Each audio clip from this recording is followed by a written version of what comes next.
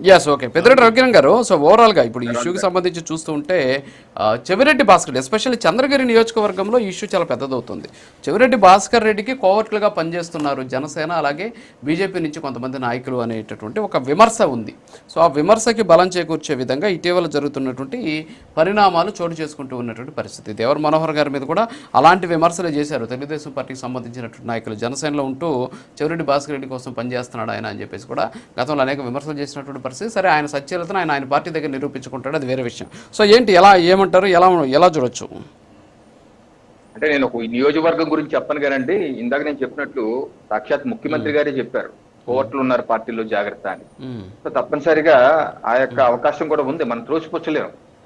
కొన్ని ఎలా ఉంటుందంటే షెల్టర్ కోసం వస్తారండి.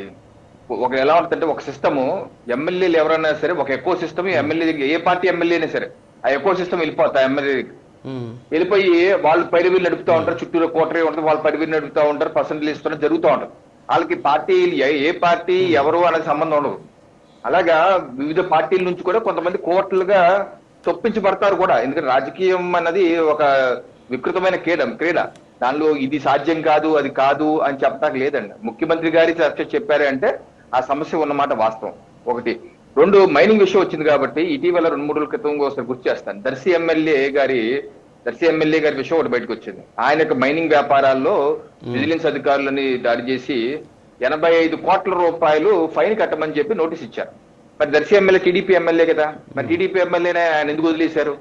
సో అలాగా వదిలేసే పరిస్థితి ప్రభుత్వం అయితే చిత్తశుద్ధిగా ఉంటుంది, వదిలేసే పరిస్థితి అయితే ఉండదు. రెండు, గొంగట్లో అన్నం తింటూ జుట్టు కోసం ఎత్తుకున్నట్టు ఉంటుంది మన పరిస్థితి. కోడి ముందా గుడ్డు ముందా? ఈరోజు అవినీతి అసలు ఎక్కడా లేదు అని మనం చెప్పడానికి సాహసించడం ఎందుకంటే ఇందాక మిత్రులు చెప్పినట్టు ఎలక్షన్ లో నాలాంటి వాడికి లేకపోతే ఇలాంటి సామాన్యులకి టికెట్లు ఎందుకు రావు? మన దగ్గర కోట్లు లేవు కాబట్టి పార్టీ నిబద్ధతగా పనిచేస్తాం.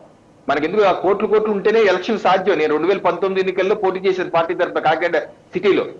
సమస్య ఏంటంటే నేను ఎవరినైతే నగరాధ్యక్షుడిగా పనిచేసి భూములు ఇళ్ల స్థలాలు ఇప్పించానో ధర్నాలు దీక్షలు చేసి వాళ్ళని నా ఇంటికి వచ్చి రవికిరణ్ గారు మీరు ఎంత ఇస్తారో డబ్బులు చెప్పండి, మీకు కొంచెం అందరికన్నా తక్కువ తీసుకుని మీకు ఓట్లు వేస్తామని చెప్పి అన్నారు. ఆ రోజు నాకు మబ్బిడిపోయింది. మనకి ఎంత పని చేసినా సరే ఎలక్షన్ లో డబ్బులు ఇవ్వాలంటే నాలాంటి ఏ రకంగా నిజాయితీగా పనిచేయాలని. సో నాలాంటి ఫేస్ చేశారు.